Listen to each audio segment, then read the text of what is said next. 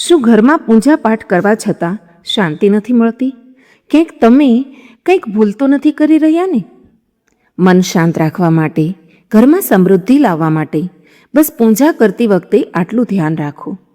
આપણા બધાના ઘરોમાં સવાર સાંજ દીવાબત્તી અને પૂજાપાઠની પરંપરા સદીઓથી ચાલી આવે છે.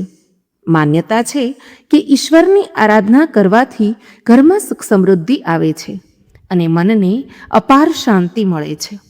પરંતુ શું ક્યારેય તમારી સાથે એવું બન્યું છે કે તમે નિયમ પ્રમાણે પૂજા પણ કરો છો, મંત્રોનો જાપ પણ કરો છો, છતાં મન ભારે ભારે લાગે છે? ઘરમાં નાની નાની વાતો પર કલેશ થાય છે અને અશાંતિનું વાતાવરણ બનેલું રહે છે. જો લાખ કોશિશ કરવા છતાં તમને માનસિક શાંતિ નથી મળી રહી, તો શક્ય છે કે અજાણતા જ તમારાથી કંઈક એવી ભૂલ થઈ રહી છે જે તમારા ઘરની સકારાત્મક ઉર્જાને રોકી રહી છે. વાસ્તુશાસ્ત્રમાં એવા કેટલાક નિયમો જણાવવામાં આવ્યા છે કે જેનું પાલન ન કરવાથી પૂજાનું સંપૂર્ણ ફળ પ્રાપ્ત થતું નથી. ચાલો જાણીએ એવા સામાન્ય કારણો અને ભૂલો વિશે જે તમારા ઘરની શાંતિમાં અવરોધ બની શકે છે. મિત્રો, પૂજા સ્થાનની દિશા.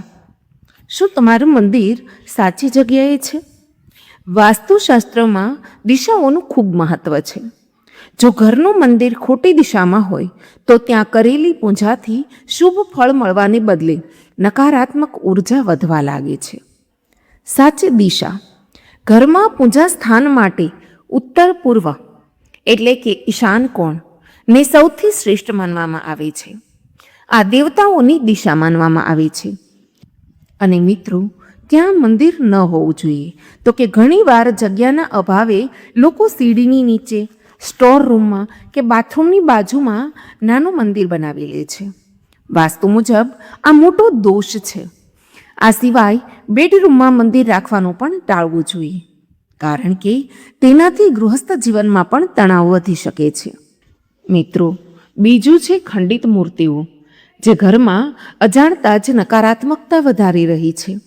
અવારનવાર આપણને આપણી જૂની મૂર્તિઓ કે તસવીરો સાથે એટલો લગાવ થઈ જાય છે કે તે થોડી તૂટી જાય કે તેનો રંગ ફીકો પડી જાય તો પણ આપણે તેને મંદિરમાંથી હટાવતા નથી. સાવધાની રાખવાની એટલી જરૂર છે કે વાસ્તુ કહે છે કે મંદિરમાં ક્યારેય પણ ખંડિત એટલે કે તૂટેલી મૂર્તિ કે ફાટેલી તસવીર ન રાખવી જોઈએ. ખંડિત મૂર્તિઓ નકારાત્મક ઉર્જાનું કેન્દ્ર બની જાય છે, જેનાથી ઘરના સભ્યોમાં તણાવ અને ચીડચીડિયાપણું વધે છે.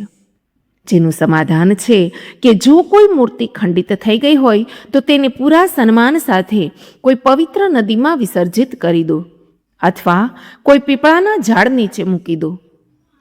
અને ત્રીજું છે સફાઈમાં ઉણપ. ગંદકી અને ભગવાનનો વાસ એકસાથે નથી થતો. કહેવાય છે કે સ્વચ્છતામાં જ પ્રભુનો વાસ હોય છે. જો તમારા પૂજા ઘરની આસપાસ ધૂળ માટી જમા હોય, ઝાડા લાગ્યા હોય કે ત્યાં વધારાનો સામાન વેરવિખેર પડ્યો હોય તો ત્યાં સકારાત્મક ઉર્જા ક્યારેય ટકશે નહીં. તો એના માટે શું કરવું? તો કે મંદિરને રોજ સાફ કરો, ભગવાનના વસ્ત્રોને સમયાંતરે ધોવો અને પિત્તળ કે તાંબાના વાસણોને ચમકાવીને રાખો. એક વ્યવસ્થિત અને સાફ મંદિર જોતા જ મનમાં આપોઆપ શાંતિનો અનુભવ થવા લાગે. ચોથું છે પૂજા સામગ્રીની જાળવણી. તો કે વાસી વસ્તુઓને હટાવવાનું ભૂલશો નહીં. ઘણીવાર આપણે સવારે પૂજા કરીએ છીએ અને ચઢાવેલા ફૂલ કે પ્રસાદને બીજા દિવસ સુધી ત્યાં જ રહેવા દઈએ છીએ. સળગાવેલી અગરબત્તીની રાખ કે માચિસની સળીઓ મંદિરના ખૂણામાં પડી રહે છે. આની અસર શું થાય છે જાણો છો મિત્રો?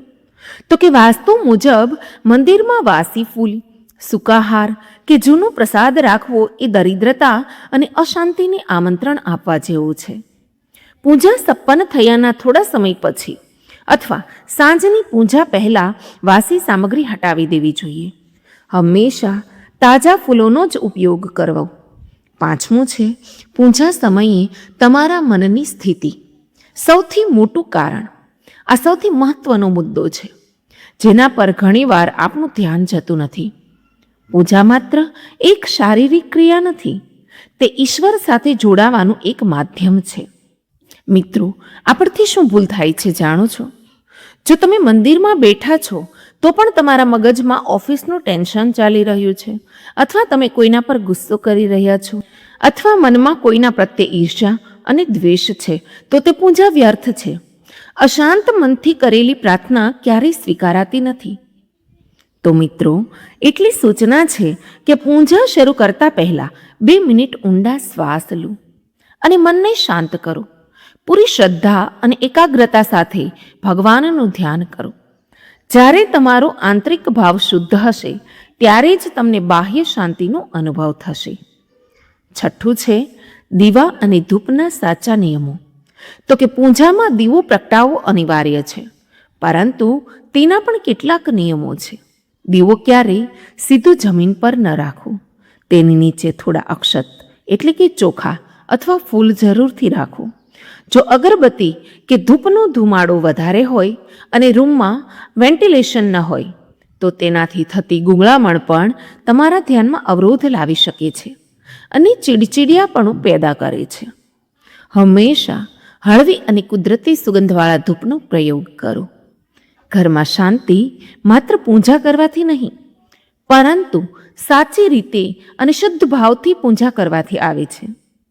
જો તમે ઉપર જણાવેલી નાની નાની વાતોનું ધ્યાન રાખશો અને તમારા પૂજા ઘરને વાસ્તુ મુજબ વ્યવસ્થિત રાખશો તો તમે અનુભવશો કે ઘરનું વાતાવરણ ધીમે ધીમે બદલાવા લાગ્યું છે. યાદ રાખો, મંદિર ઘરનો એ ભાગ છે જ્યાંથી આખા ઘરમાં ઉર્જાનો સંચાર થાય છે. તેને જેટલું પવિત્ર, સાફ અને શાંત રાખશો, તમારું જીવન પણ એટલું જ સુખમય બની જશે. મિત્રો, શું તમે જાણો છો કે પૂજા વિધિના વિશેષ નિયમો હોય છે?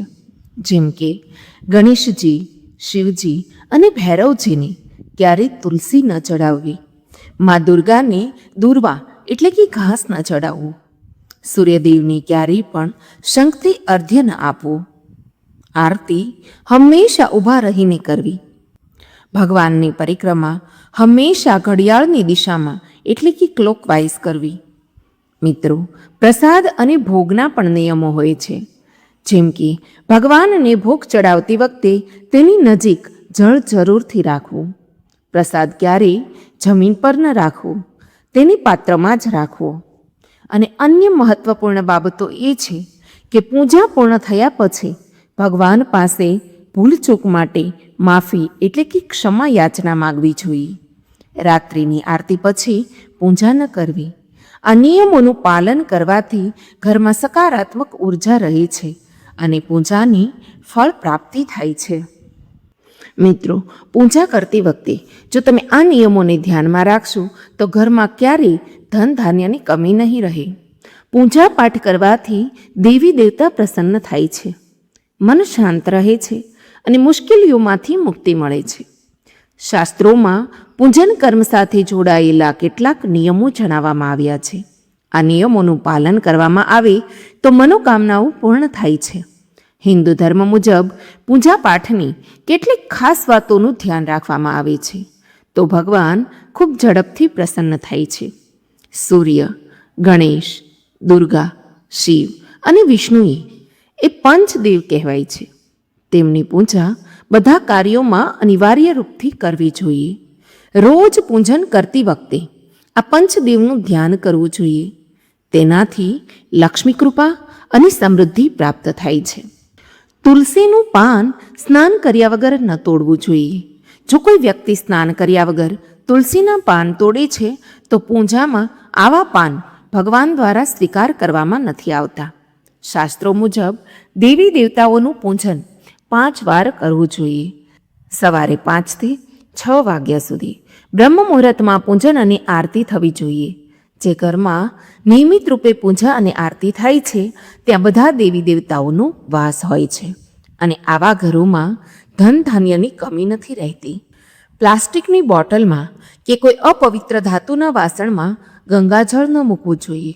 અપવિત્ર ધાતુ જેવા કે એલ્યુમિનિયમ અને લોખંડથી બનેલા વાસણ, ગંગાજળ હંમેશા તાંબાના વાસણમાં મૂકવું શુભ રહે છે. ઘરમાં પૂજા ઘર કે દેવી દેવતાઓના મંદિરમાં મૂર્તિ સામે ક્યારેય પીઠ બતાડીને ન બેસવું જોઈએ. મા લક્ષ્મીને વિશેષ રૂપથી કમળનું ફૂલ ચડાવવું જોઈએ. આ ફૂલને 5 દિવસ સુધી જળ છાંટીને ફરીથી ચઢાવી શકાય છે. અને શાસ્ત્રો મુજબ શિવજીને પ્રિય બિલ્વપત્ર 6 મહિના સુધી વાસી નથી માનવામાં આવતું. તેથી તેને પાણી છાંટીને ફરીથી શિવલિંગ પર ચઢાવી શકાય છે. આ ઉપરાંત તુલસીના પાન પણ 11 દિવસ સુધી વાસી નથી માનવામાં આવતા. તેને પણ પાણી છાંટીને ફરીથી ચડાવી શકાય છે. ક્યારેય પણ દીવાથી દીવો ન પ્રગટાવવો જોઈએ. શાસ્ત્રો મુજબ જે વ્યક્તિ દીવાથી દીવો પ્રગટાવે છે તે રોગી બને છે. બુધવારે અને રવિવારે પીપળાના વૃક્ષ પર જળ ન ચડાવવું જોઈએ. ઘરના મંદિરમાં સવાર સાંજ દીવો જરૂરથી પ્રગટાવવો. ભગવાન સામે એક દીવો ઘીનો અને એક દીવો તેલનો પ્રગટાવવો જોઈએ. ભગવાનની આરતી કરતી વખતે ધ્યાન રાખો કે ભગવાનના ચરણોની આરતી 4 વાર કરો, નાભીની આરતી 2 વાર કરો અને મોઢાની આરતી 1 કે 3 વાર કરો. આ રીતે ઈશ્વરના સમસ્ત અંગોની 7 વાર આરતી કરવી જોઈએ. ભગવાન શ્રી ગણેશ કે દેવીની પ્રતિમાઓ 3, શિવલિંગની 2, શાલિગ્રામની 2, સૂર્ય પ્રતિમા 2, ગોમતી ચક્ર 2ની સંખ્યામાં ક્યારેય ન મૂકવા જોઈએ. ઘરમાં હવન કરાવતા રહેવું જોઈએ. તેનાથી ઘરનું વાતાવરણ શુદ્ધ થાય છે. અને જો તમારા ઘરમાં દેવી દેવતાઓની મૂર્તિઓ છે તો ધ્યાન રાખો કે દરરોજ સવારે ભગવાનનો ભોગ લગાવ્યા વગર ભોજન ન કરવું જોઈએ. મિત્રો, આટલી વાતોનું ધ્યાન રાખવું ખૂબ જ જરૂરી હોય છે. આશા રાખું છું આ માહિતી તમને જરૂરથી પસંદ આવી હશે.